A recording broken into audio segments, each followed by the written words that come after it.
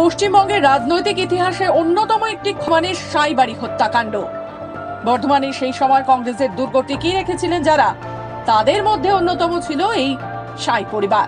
সাইরা ছিল বর্ধমানের বড় জোরদার এবং পুরনো কংগ্রেসী। সেই সময় বর্ধমানে যখন সিপিএম প্রায় একাধিপত্য স্থাপন করে ফেলতে চাইছে, সাইবাড়ি একরকম শেষ কংগ্রেসী দুর্গ ছিল বলা যায়। সাইরা ছিল 7 বোন 5 ভাই, প্রণব, মলয়, নবকুমার, উদয় এবং বিজয়। অভিযোগ, বর্ধমানের আলমগঞ্জে কংগ্রেসের সক্রিয় সমর্থক ইন্দ্রভূষণ গড়িয়াকে সিপিএম সমর্থকেরা বোমা মেরে খুন করে। সেই হত্যা মামলা সংক্রান্ত বিষয়ে সক্রিয় ভূমিকা নিয়েছিল এই সাই পরিবার। আর তারপরেই ঘটে যায় সেই মূলক ঘটনা। সাইবাড়ি হত্যাকাণ্ডে পশ্চিমবঙ্গের রাজনৈতিক ইতিহাসে অন্যতম একটি ক্ষতস্বরূপ।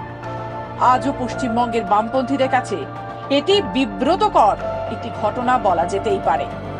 ঘটনার পর তৎকালীন প্রধানমন্ত্রী শ্রীমতী ইন্দিরা গান্ধী শোকাহতদের সান্ত্বনা জানাতে ছুটে এসেছিল বর্ধমানে। এই ঘটনার পর থেকে সাই ভাইদের মা মৃণালা দেবী মানসিক ভারসাম্য হারিয়ে ফেলেন, যা থেকে মৃত্যুর আগেও তিনি সেরে উঠতে পারেননি। সাই ভাইদের মৃত্যুর 1 দশক পর তাদের মা পরলোক গমন করেন। ক্যাডাররা এই হত্যাকাণ্ডের সাথে সরাসরি জড়িত ছিল বলে অভিযোগ করা হয়। জড়িতদের কাউকেই আইনের আওতায় আনা যায়নি। উল্লেখ্য, 1970 সালের 17 মার্চ বর্ধমান শহরের প্রতাপেশ্বর শিবতলা লেনে খুন হন 2 ভাই, মলয় সাই ও প্রণব সাই।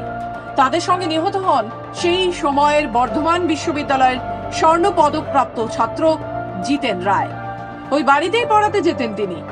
মামলায় নাম জড়ায় প্রয়াত নিরুপম সেন, বিনয় কুমার সহ সিপিএম এর বহু নেতাকর্মীর। কংগ্রেসের সিদ্ধার্থ শঙ্কর রায় রাজ্যের মুখ্যমন্ত্রী হওয়ার পরেই তারাপদ মুখোপাধ্যায় কমিশন গড়ে তদন্ত শুরু করেন। 5 বছর পর 1977 সালে সিপিএম ক্ষমতায় এলে ওই কমিশন বন্ধ করে দেন। সাই পরিবারের অভিযোগ, মুখোপাধ্যায় কমিশন তদন্ত রিপোর্ট দিলেও বিচার মেলেনি।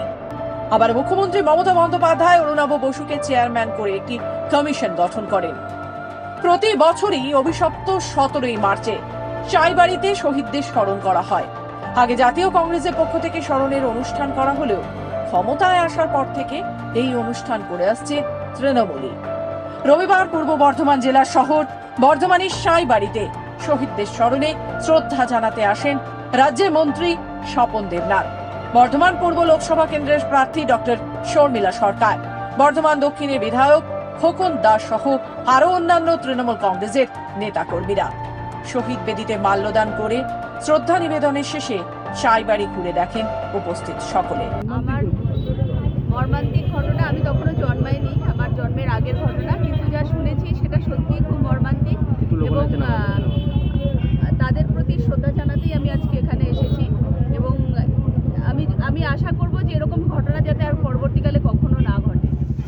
1970 সালে এই 17 মার্চ আমাদের সিপিএম এর হারমাত্রা এই আমাদের কংগ্রেসের 4 জন কংগ্রেসের সাইবাড়ি যারা করেছিলেন, তখন আর আমরা কোথায়, আমরা তো বাচ্চা, তখন 2-3 বছরের বাচ্চা আমরা।